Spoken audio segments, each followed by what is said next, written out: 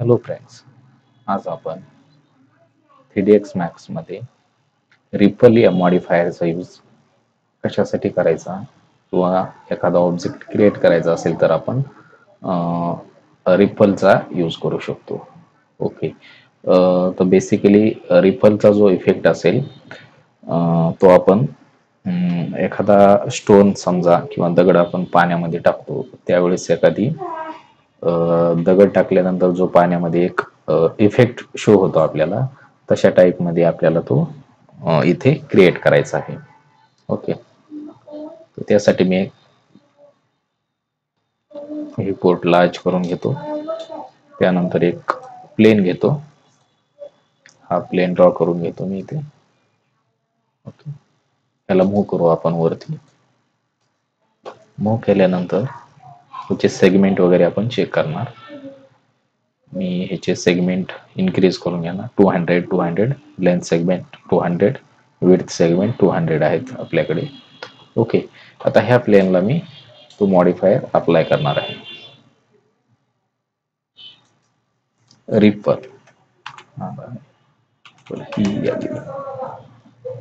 Sorry,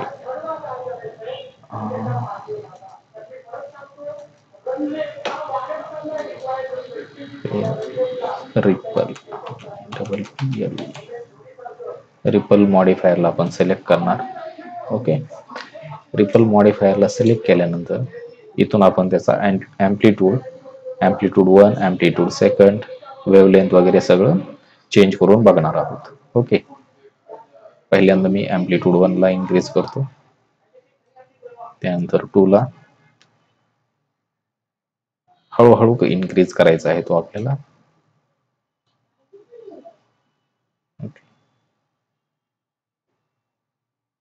तो त्याचा effect असा शो होत आहे. ओके,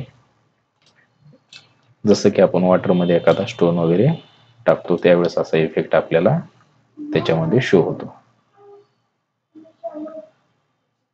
तर त्याची वेवलेंथ वगैरे तुम्ही ऍडजस्ट करून बघू शकता.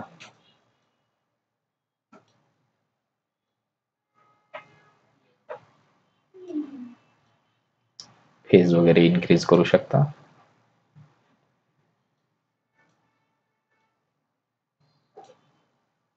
वेवलेंथ ऍडजस्ट करू शकता तुम्ही. ओके,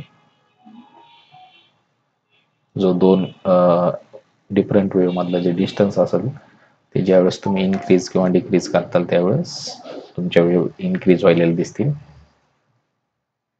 आणि डिक्रीज व्हायला पण शो होतात. अशा प्रकारचे इफेक्ट तुम्ही क्रिएट करू शकता. Okay, so thank you friends.